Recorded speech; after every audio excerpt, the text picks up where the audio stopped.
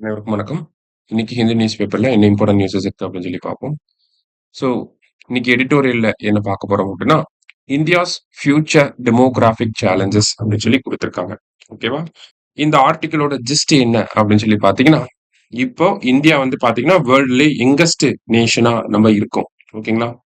Demographic dividend நமக்கு பாசிட்டிவா இருக்கு. நெறைய யங்ஸ்டர்ஸ் வந்து இருக்காங்க. அதனால நம்மள வந்து யங்கஸ்ட் நேஷன் அப்படின்னு சொல்லி சொல்றாங்க.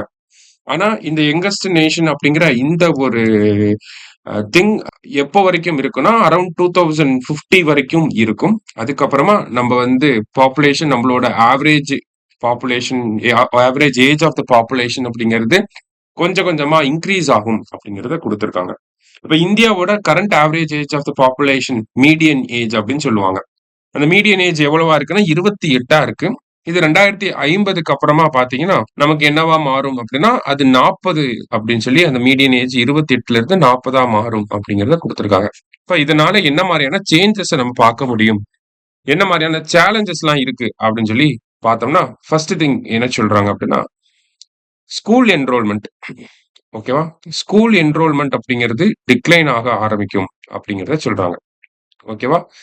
ஏன்னா, ம், ஏன் ஸ்கூல் என்ரோல்மென்ட் டிக்ளைன் ஆகுதுன்னா, டோட்டல் ஃபெர்டிலிட்டி ரேட் அப்படிங்கிறது ஓவராலா இந்தியால கம்மியாக ஆரம்பிக்கும். அது ஓவரால் இந்தியாவும் கம்மியாகும்.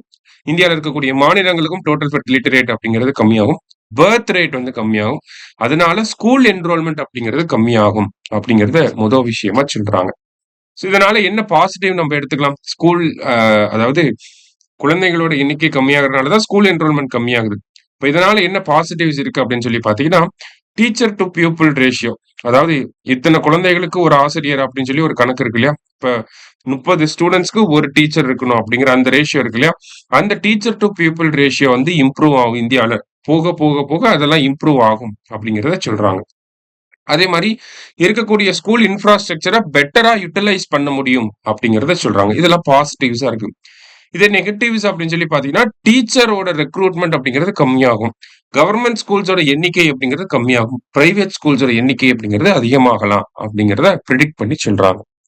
அதே மாரி இத ரீசென்ட் ட்ரெண்ட பேஸ் பண்ணி பார்த்தாலும், கவர்ன்மென்ட் ஸ்கூல்ஸோட எண்ணிக்கை, கவர்ன்மென்ட் ஸ்கூல குளோஸ் பண்றது அதிகமாயிட்டே வருது. பிரைவேட் ஸ்கூல்ல இருந்து அ ஓப்பன் பண்றது அதிகமாயிட்டே வருது அப்படிங்கிறத நம்மளால பார்க்க முடியுது.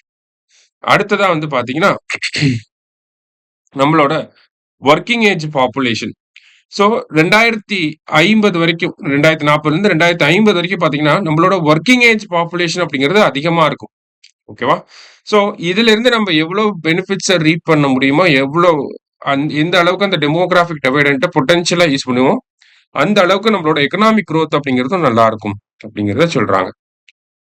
3வது விஷயம் என்னன்னா, ஓல்ட் ஏஜ் பாப்புலேஷன். ஓகேவா? ஸோ டெமோகிராபிக் டிவைடண்ட் நம்மளோட மீடியன் ஏஜ் 28லிருந்து 40 ஆகும். அதுக்கப்புறமா அப்படியே கொஞ்சம் கொஞ்சமா இன்கிரீஸ் ஆகி ஓல்ட் ஏஜ் பாப்புலேஷன் அப்படிங்கிறது அதிகமாகும். இப்ப 2011 சென்சஸ் படி பார்க்கிறப்ப ஏறக்குறைய 9% வந்து ஓல்ட் ஏஜ் பீப்பிள் வந்து இருக்காங்க. இதுவே 2050 வாக்குல பார்க்கிறப்ப இந்தியாவோட மொத்த பாப்புலேஷன்ல கிட்டத்தட்ட 20% வந்து பார்த்தீங்கன்னா ஓல்ட் ஏஜ் பீப்பிளா தான் இருப்பாங்க. அப்படிங்கிறப்ப ஓல்ட் ஏஜ் ரிலேட்டடா இருக்கக்கூடிய அந்த கெரியாட்ரிக் கேர் அப்படின்னு சொல்லுவாங்க.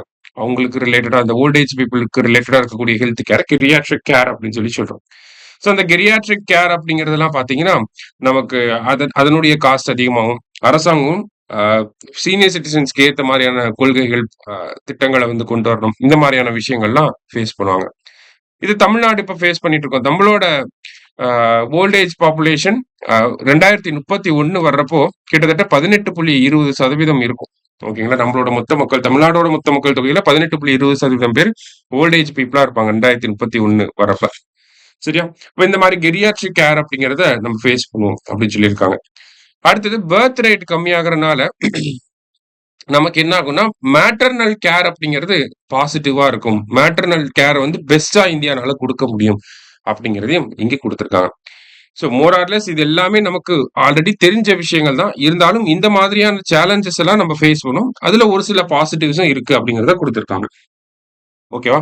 ஸோ ஸ்கூல் என்ரோல்மென்ட் கம்மியாக போகுது. ஸ்கூல் என்ரோல்மென்ட் கம்மியாச்சுன்னா, டீச்சர் டூ பியூப்பிள் ரேஷியோ அதிகமாகும்.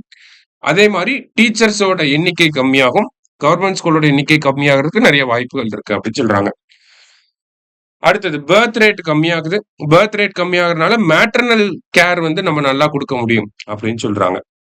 நம்மளோட கரண்ட்டா பார்த்தீங்கன்னா, டெமோகிராபிக் டிவைடண்ட் அப்படிங்கிறது பாசிட்டிவா இருக்கு. நெறைய யங்ஸ்டர்ஸ் வந்து இருக்காங்க. இத நம்ம பொட்டன்ஷியலா யூஸ் பண்ணோம்னா, நம்மளோட எக்கனாமிக் குரோத் நல்லா இருக்கும் அப்படிங்கிறத சொல்றாங்க.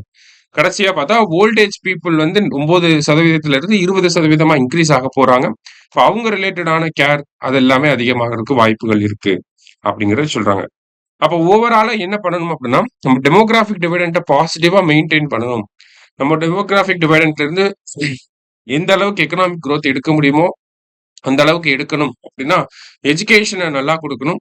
யங்ஸ்டர்ஸ்க்கு ஸ்கில் டெவலப்மென்ட்ட வந்து குடுக்கணும் அப்படிங்கிறத இந்த இடத்துல வே ஃபார்வர்டா குடுக்குறாங்க. சரியா? அதுதான் நம்ம முதல் ஆர்டிக்கிள்ல வந்து பார்க்கிறோம்.